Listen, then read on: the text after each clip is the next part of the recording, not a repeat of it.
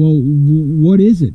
Sure, you can mimic that a million times, but you can't alter it because you don't know what you're in. You don't know what chords you do. You don't know if you're playing a G. You don't know if you're, like a G major arpeggio or which I think is where it starts, is the G major arpeggio, and then it goes to like an E major arpeggio, and then down to well, it's basically whatever canon in D is, like whatever the sequence is there.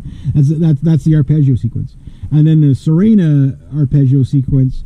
That one's like really complicated, and that one is definitely his. And there's probably, if you were to chord it out, it's probably about 12 different chords, right? Or something like that. Don't quote me on that. I'm sure somebody's going to say, no, it's exactly this. But the thing is Jason Becker sits there and says, well, first I start with this, and then I go to this. I start on C major, blah blah blah, and then I go here, and then it's a diminished, and then it's blah blah blah, and then it's a minor, and he goes all over the place with it. But he tells you exactly what he's doing, right? So when you understand stuff from that point, this is what I mean. You ought to learn what you're learning.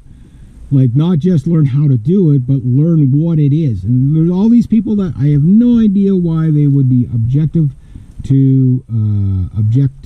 guitar theory or music theory in general, because it just makes life so easy. All these, I don't want to learn music theory because I don't want to sound like everybody else people. Well, you do, because most guitar players are self-taught. And because they're self-taught, they usually very rarely get more advanced. Some do, but most don't. But if you have the guy that understands the modes, understands cadences, and then understands intervals, those three things, if you know what interval to put where, you can change a song's like that in the song just by knowing what note to add. But more importantly, what notes, and Brantham made a point of this. He goes, when you're doing a scale, like in a chord sequence or whatever, it's not only important to figure out what notes to use, but you figure out what notes not to use. You don't always have to use every note in the scale, because if you do, a lot of times what happens is you hit notes that become so dissonant. You can play this scale over the B minor chord and it sounds great, but this one note just makes it sound like you know what I mean? It's like your fingernails on a chalkboard type of thing, right? But knowing what notes to leave out will definitely help you not hit those notes, right? So your music theory can help you with that, but your music theory also helps you with not being stuck in a rut, because once you know where to go, you can pretty much compose an entire song in your head, and I often do, and a lot of times what's in my head does come out on the guitar. Not everything, there's you got to work on stuff for a long time before it becomes smooth, right? Even if you're an experienced guitar player, like if you take, say, like Jimmy Vaughan. I'll just use, instead of Stevie Ray Vaughan, I'll use Jimmy Vaughan because he's still alive, right? He sounds just like Stevie Ray Vaughan, okay? And he's a very good player. And if you keep him in his zone, the type of music he's been playing all his life, he sounds like $1 million when he plays it, right? Now take him and try to get him to play like Yngwie. He's going to sound like a beginner. For years, he's going to sound like a beginner because he has to rewire himself to play out of that, what he's used to. Now, try to get Yngwie to sound like Stevie Ray Vaughan, he'll pull it off fairly well, but he's going to get sloppy because it's not his natural default for his fingers to move that way. And this is what happens to the guys in the pentatonic box. I'm one of them, where it's like my fingers naturally want to go to the pentatonic stuff, because it's just easy to move, just two fingers, right?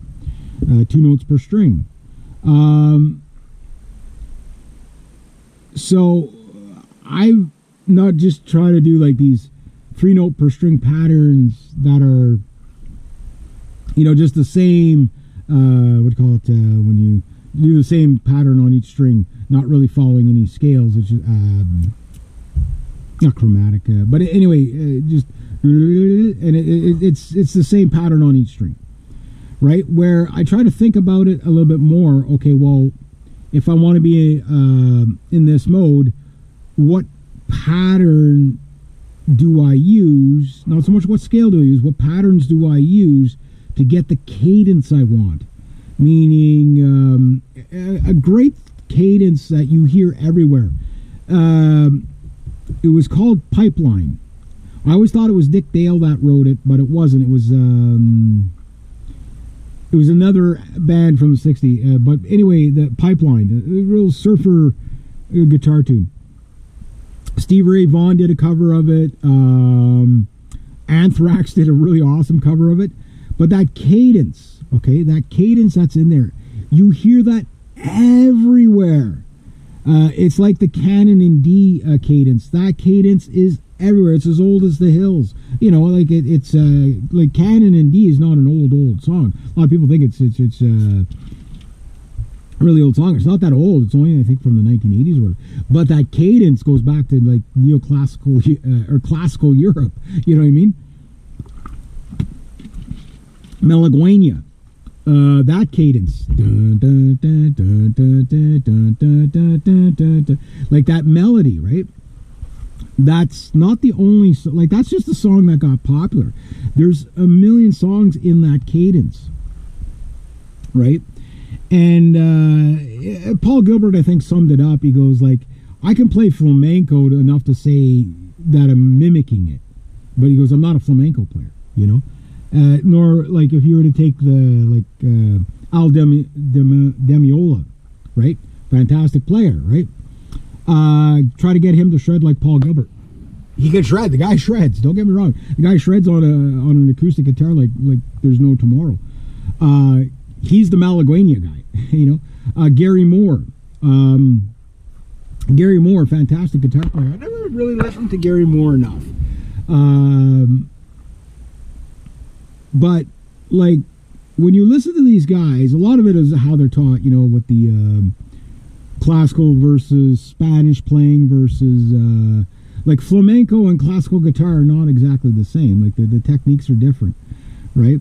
And the thing is that when you're trying to change your style, you're trying to change something that is ingrained in you, in your muscle memory and stuff like that. And it's really, really difficult to do that. So, for me, in 2019, and we're now sitting in 2024, that's 5 years of me trying different stuff.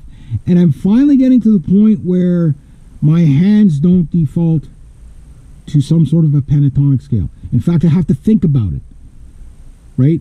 Where now I'm more in some sort of a neoclassical Phrygian kind of mode all the time. Because I've been spending a lot of time in the Phrygian mode, Hungarian minor, Phrygian dominant, and Dorian scale. All the minor mode stuff. And that's one thing I love about playing guitar, is that you could spend a whole lifetime in one chapter and still never learn it all. So, there's, anytime you hear a guitar player, I've done everything on guitar there is to do, guitar is now boring. That guy's lying to you. He's lying through his teeth. And he probably has no clue that he doesn't even know what he's talking about. Because there is no, I've mastered it all. There is no, I've beat it. It's just, oh my God, I've reached another plateau just realizing how much I don't know. Yeah, and that is guitar. That's why it's such a wonderful instrument. When you hit a level where you're really, really good, and kind of like what Chris Impatellieri was getting at, he goes, you hit a level where you're really, really good, and then you hit this level of suck. Because you're trying to push through what not just default on what you can do, When Tim Henson said, I still haven't caught the whole interview, but when he's, talked about boomer bends, the best way I can describe boomer bends is pretty much every 1960s guitar solo. If you listen to Freebird, that pentatonic stuff, the Chuck Berry riff, you know what I mean? Like, like that E minor pentatonic thing, right? It's everywhere. Zach Wilde uses it. Slash uses it all the time. And like that dissonant pentatonic, vibrato, two-string, like it's the Chuck Berry riff is what he's getting at, right? And it's good, but it's like when like Joe Walsh and Hotel California